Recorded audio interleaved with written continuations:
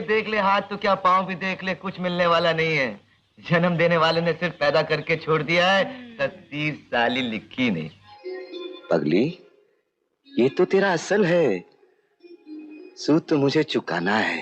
यहाँ जवानी का जोर नहीं चलता, तजुर्बे का जोर चलता है, तजुर्बे का।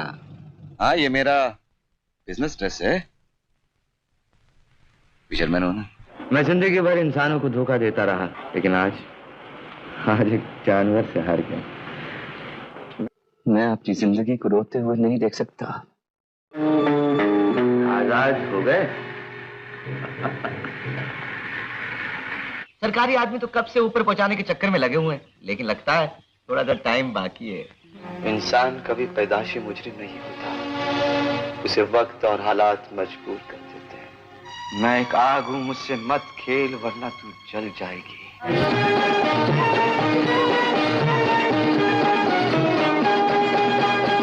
नफरत की दुनिया को छोड़ के खुश रहना मेरे यार, अमर रहे तेरा प्यार।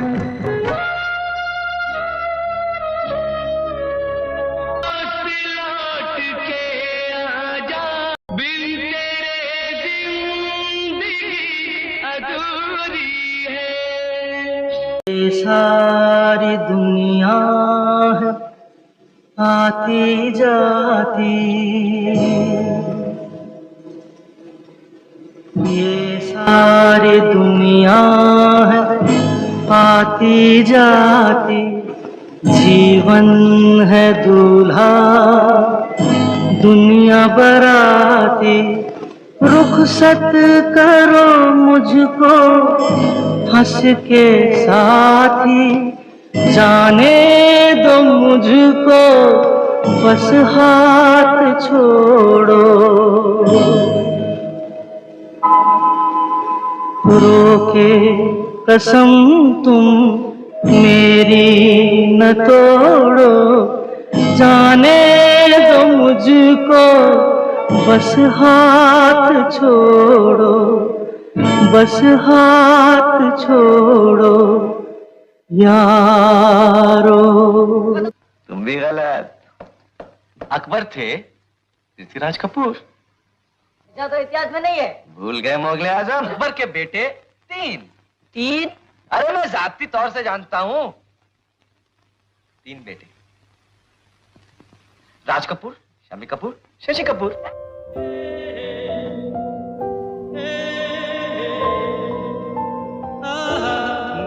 राजेश खन्ना एक ऐसी शख्सियत दोस्तों, जिन्होंने जिंदगी में हिमालय की तरह ऊंचाइयां भी देखी और किसी समंदर जितनी गहराइयां भी। कभी तो हंसाए,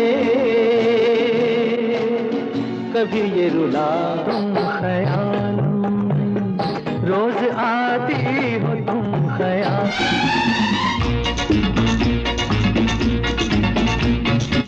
जितना नीचे तक जा सकते थे उतना नीचे गए राजेश खन्ना। हमसे क्या भूल हुई जो ये सजा हमको मिली। जितना अकेला हो सकते थे उतने अकेलेपन से भी घिरे राजेश खन्ना।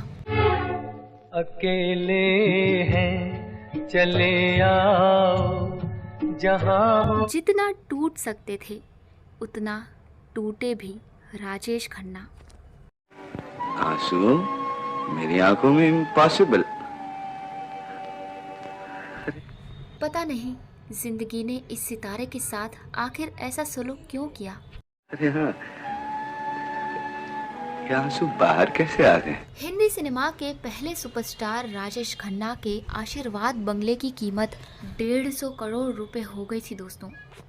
लेकिन आज की इस वीडियो में हम आपको बताएंगे कि कैसे उस करोड़ों रुपए वाले बंगले में रहने वाले राजेश खन्ना अपनी जिंदगी के आखिरी 10 सालों में एक तरह से कंगाल हो गए थे। हजारों में रूप मिट जाता है, ये प्यार ए दिलदार नहीं मिटता। यही नहीं दोस्तों, वो बेहद अकेलेपन के शिकार भी हो गए थे। जिस्म जब खत्म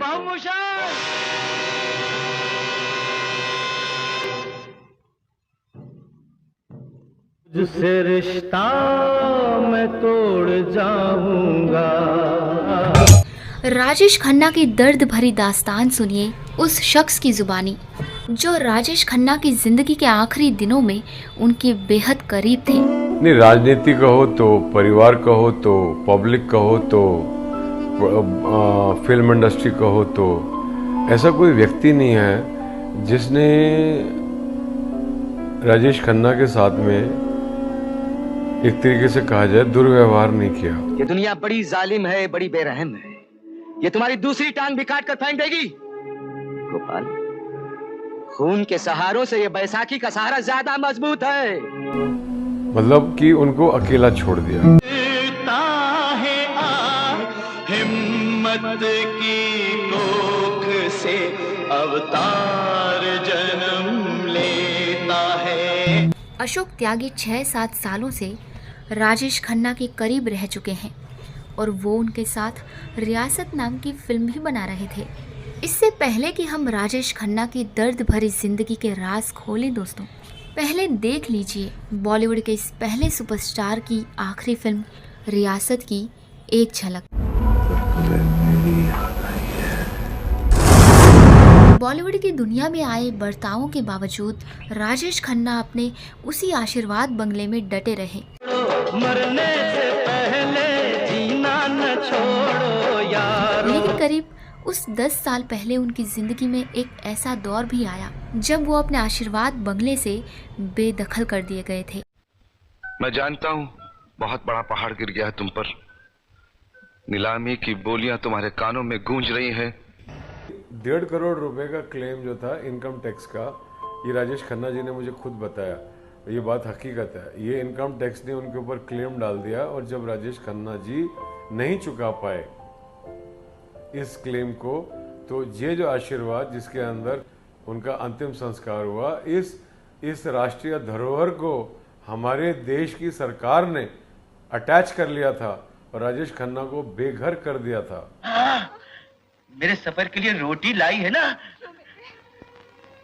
जिंदगी भर इसी के पीछे तो भागता रहो, पता नहीं वहां भी जाके मिलेगी कि नहीं। आप चौंक जाएंगे दोस्तों ये सुनकर कि साल 2001 से साल 2008 तक राजेश खन्ना के पास रहने के लिए अपना वो बंगला आशीर्वाद नहीं था। दुख से अगर पहचान न हो तो। हिंदी सिनेमा के इतिहास में करीब 10 साल पहले का ये वो दौर था जब राजेश खन्ना बड़े पर्दे से भी गायब हो गए थे और सियासत के सीन्स में भी। और ऐसे हालातों में इनकम टैक्स डिपार्टमेंट ने भी उन पर 1.5 करोड़ रुपए की दीनदारी निकाल दी और इसके बाद आशीर्वाद पर तब तक के लिए ताला झड़ दिया गया था जब तक कि ये टैक्स चुका ना दिया जाए। उनको दिल दे, जिस्म दे, दिमाग दे, लेकिन ये कमबख्त पेट मत दे। उसे पेट देता तो उसे भूख मत दे। उसे भूख देता तो 2 वक्त की रोटी का इंतजाम करके भेज, वरना तुझे इंसान को पैदा करने का कोई हक नहीं है। और इस तरह दोस्तों राजेश खन्ना को छोड़ना पड़ा अपना वो प्यारा आशियाना। शाबाश बेटे शाबाश। एक बेटे ने सीने पे छुरी मारी, दूसरे ने पीठ में। आशीर्वाद जिसके दरवाजे से निकली थी कभी राजेश खन्ना की बात। अकेला गया था मैं। उनकी दोनों बेटियों का जन्म भी वहीं हुआ। डिम्पल के साथ उनका घर बसा भी वहीं और टूटा भी वहीं। उसी घर में राजेश खन्ना ने अपना जबरदस्त स्टारडम भी देखा। ये शाम मस्तानी देखेंगे, देख लेना, देखेंगे। हाँ कहो, कहा अरे सुना, कुछ हुआ क्या? आपकी कसम, आपकी कसम, होठों पे ना है मगर दिल तो रजामंद है। जय जय शिव शंकर, कांटा लगे न कंकर। राजेश खन्ना के हर सुख दुख का गवाह रहा वो घर। तेरे प्यार में पागल ऐसे एक जमाने में उनसे छीन लिया गया था। एक वो वक्त था जब 70 के दशक में राजेश खन्ना का सुपरस्टारडम सूरज को भी चुनौती दे रहा था। तुझे सिलवा दूंगा नई चोली के अब तू 16 बरस की होली। आ गई थी मगर तुम्हारी बाहों के समंदर में डूबकर उभरने को दिल नहीं चाहता। जिसे किस्मत में वो खुशी लिखी भी ना हो, फिर भी मैं उसे तुम्हारे कदमों में डाल देना चाहता हूँ। नहीं जीना नहीं जीना तेरे बिन नहीं जीना। भूल जाते हैं कुछ नहीं आना, मुझे न बुलाना के मारे गताना जमाना। और फिर वो वक्त भी आया जब अपने डूबते स्टारडम की छांव में राजेश खन्ना तन्हा खड़े थे। कभी फैंस और चकाचौंध से घिरे रहने वाले राजेश खन्ना बॉलीवुड में अकेले पड़ चुके थे दोस्तों। जिंदगी के सफर में गुजर जाते हैं जो मकाम। और उनका परिवार तो कब का उनसे दूर जा चुका था। हाथ में हाथ ना हो तो क्या। लिहाजा ऐसे वक्त में अपने घर से बेदखल होने के बाद राजेश खन्ना कहाँ गए ये तो हम आपको बताएंगे, लेकिन उससे पहले हम आपको बताते हैं कि बॉलीवुड ने अपने पहले सुपरस्टार के साथ क्या सलूक किया। मेरे सपनों की रानी कब आएगी तू, ये रेशमी जुल्फें ये शरबती आंखें। मेरे आंगन बारात लेके साजन। फिर एक ज़माना ऐसा भी आया था कि लिंकिंग रोड के ऊपर उनकी 2-2, 3-3, 4-4 किलोमीटर की प्रोड्यूसरों की गाड़ियों की लाइन लग जाती। मेरे नसीब में। और एक ज़माने में हफ्तों तक कोई नहीं आता। 70 के दशक में बॉलीवुड के पहले सुपरस्टार के जिस तमगे पर राजेश खन्ना को बेहद नाज था, वही तमगा बाद में उनके लिए मुसीबत बन गया। अपनों की जिल्लत सहने की तो आदत सी हो गई। हालांकि सिनेमा के संसार में राजेश खन्ना को इज्जत तो मिलती रही, लेकिन काम मिलना बंद हो चुका था दोस्तों। स्टारडम का आसमान छूने वाले राजेश खन्ना की हालत इतनी खराब हो गई कि मजबूरी में उन्हें वफा जैसी फिल्में तक करनी पड़ी। तेरे बगैर ये दिल किस तरह संभालेंगे। लेकिन इसके बावजूद बॉलीवुड के बड़े निर्माताओं ने उनकी कोई सूख नहीं ली। स्टारडम क्या होता है और कैसा होता है, उसकी खाक में अंतर कैसी होती है, नाकामी की वो फीस कैसे महसूस किया था राजेश खन्ना ने बॉलीवुड में अपनी उस उपेक्षा के दर्द को, ये राज भी खोला है फिल्म निर्देशक महेश भट्ट ने अपनी एक लेख में। आइए आप भी सुनिए दोस्तों, महेश भट्ट से किन लफ्ज़ों में राजेश खन्ना ने बयान किया था अपने दिल का दर्द भरा हाल। एक दिन घर पर फूल आने बंद हो गए जो कभी ट्रक भर भर कर आते थे, इतने कि मेरा पूरा बंगला बगीचे में बदल जाता था। 1 इंच भी खाली जगह नहीं बचती थी फूल रखने के लिए। पूरा महकता बागीचा बन जाता था। और फिर एक जन्मदिन पर कुछ भी नहीं आया, एक गुलदस्ता भी नहीं, कुछ नहीं। और उसी दिन मुझे ये एहसास हो गया कि मेरी ज़िंदगी का बेहतरीन वक्त बीत चुका है। मैं अब कभी दोबारा राजेश खन्ना नहीं बन सकता। जिंदगी का सफर है ये कैसा सफर। बॉलीवुड में राजेश खन्ना की पार्टियों के किस्से आम है दोस्तों। ये जो मोहब्बत है ये उनका है काम। जिन दिनों राजेश खन्ना का सितारा बुलंदियों पर था, उन दिनों हर शाम उनके आशीर्वाद बंगले पर रंगीन महफिलें सजती थीं। ऊपर वाले ऊपर वाले ऊपर वाले, तो तुमको मुझसे प्यार है। ना ना ना ना ना ना ना ना ना ना। ओ बागों में बहार है।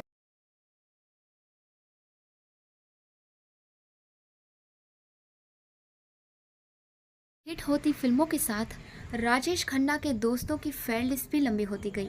मेरे सपनों की रानी कब आएगी तू, आई रुत मस्तानी कब। लेकिन जब बुरा वक्त आया तो सबने साथ छोड़ दिया। अपनी जिंदगी के उस आखिरी बुरे दौर में ना तो उनके काम कोई अपना आया और ना पराया। ज़माने से कह दे, वे कह दे, कह दे, ज़माने से कह दे, वे कह दे। साल 2008 में आई फिल्म वफा में दर्शकों ने लंबे वक्त के बाद जब राजेश खन्ना को फिल्मी पर्दे पर देखा तो चौंक गए। वजह बॉलीवुड के पहले सुपरस्टार की ऐसी फिल्म कई सवाल खड़े कर रही थी। उनके करीबियों ने भी ये सोचने की जहमत नहीं उठाई कि आखिर ये सुपरस्टार ऐसी फिल्म करने को क्यों मजबूर हुआ।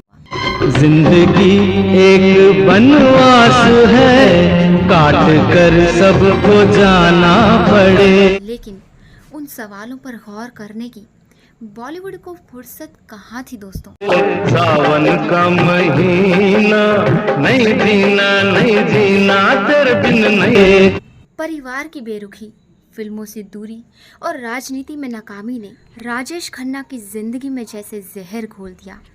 कहीं दूर जब दिन ढल जाए सांझ की दुल, वो हर दिन जैसे तिल तिल कर मर रहे थे। मेरे दोस्त लौट के आजा। और फिर अपने इन दुखों से पार पाने के लिए राजेश खन्ना ने शराब का सहारा लिया। ऊपर से सिगरेट का डोज एक दिन में 40-40 सेकंड। शराब और सिगरेट की डोगरी मार ने राजेश खन्ना की सेहत को चरमरा दिया। तुझसे रिश्ता मैं तोड़ जाऊंगा। और यही आखिर में उनकी मौत की वजह भी बनी। राजेश खन्ना का स्टारडम इतिहास हो चुका था। मेरी प्यारी बहनिया बनेगी दुल्हनिया। उनके अपने भी पराये हो चुके थे। जिस बॉलीवुड को इन्होंने 15 लगातार फिल्में दी, उसी बॉलीवुड ने जैसे उनके खिलाफ मोर्चा खोल रखा था। उन्हें कोई भी फिल्मों में काम नहीं दे रहा था। मुझे भी अक्षय कुमार से ना मुझे ये फीलिंग रही, हो सकता है मैं गलत हूँ, कि अक्षय कुमार फिल्मों में अक्सर अमिताभ बच्चन को अपने फादर का रोल देते हैं और अक्षय कुमार अक्सर अपनी फिल्मों के प्रोड्यूसर होते हैं। तो वो अपनी फिल्म में उन्होंने अगर राजेश खन्ना को ना, मतलब अगर एक पिक्चर में भी राजेश खन्ना को अक्षय कुमार के साथ खड़े हो जाते ये 2000 के दशक के अंदर, तो एकदम से वो बड़ी लीग में आके खड़े। यूं ही तुम मुझसे बात करती हो जैसे कि वो कोई अछूत हो। न जाने किस अपराध की सजा मिल रही थी दोस्तों इस सुपरस्टार को। लेकिन कुछ लोग थे जो हमेशा काका के साथ रहे, आखिर के उन बुरे दिनों में भी। मुंबई के लिंकिंग रोड की इसी बिल्डिंग की 4थी और 5वीं मंजिल पर था राजेश खन्ना का आलीशान ऑफिस। ओए तौबा, क्या बात कही है, ओए तौबा। वो ऑफिस जिसमें राजेश खन्ना ने अपनी जिंदगी के आखिरी चंद साल गुजारे थे। वो रोते थे, वो रात भर हम 5-5, 6-6 बजे तक बैठते थे। वो एक निवाला नहीं खाते थे, लेकिन ड्रिंक करते करते सिर्फ उनको याद करते थे, उनको फोन लगाते थे, उनसे बातें करते थे। वो जो सारी चीजें हैं वो उन्हें बहुत खटकती थी, बहुत अकेलापन महसूस करते थे। यहाँ तक कि उनकी फैमिली भी उनके साथ नहीं थी उस टाइम पर। रेंट पे लोखंडवाला में एक बंगला लिया था, वहाँ भी मैं गई थी। तो उन्होंने कहा कि मैंने कहा काका जी ये बंगला तो अच्छा है। तो उन्होंने कहा ठीक है, मुझे इतने छोटे घर में रहने की आदत नहीं है। और उन्होंने ऐसे कोई बुरी तरह से नहीं कहा कि आई एम राजेश खन्ना। जहां पर एक दौर में राजेश खन्ना के चाहने वालों और निर्माता निर्देशकों का मेला लगा रहता था।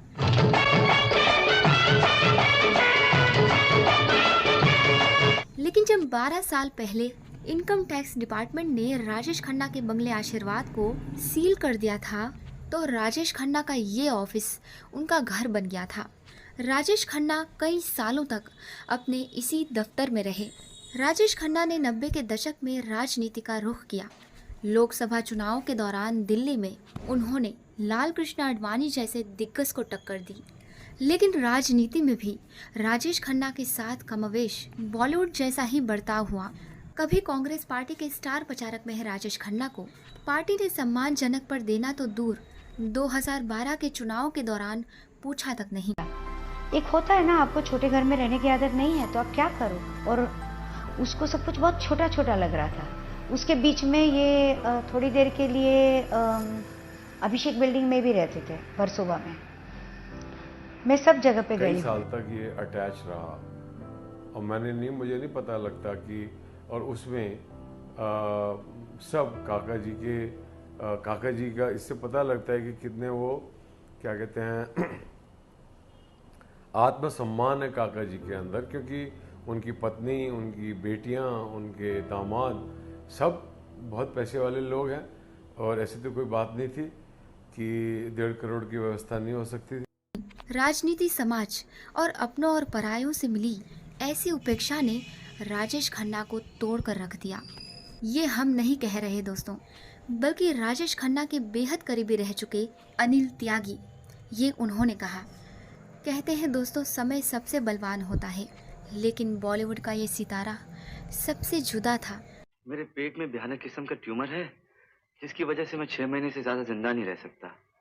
शायद उसी का डॉक्टरी नाम होगा। जिंदगी बड़ी होनी चाहिए, लंबी नहीं। वो वक्त के साथ कभी चला नहीं, बल्कि उस सितारे ने वक्त को अपने साथ चलाने की कोशिश की। राजेश खन्ना ने हमेशा वक्त को अपनी मुट्ठी में थाम कर रखने की कोशिश की।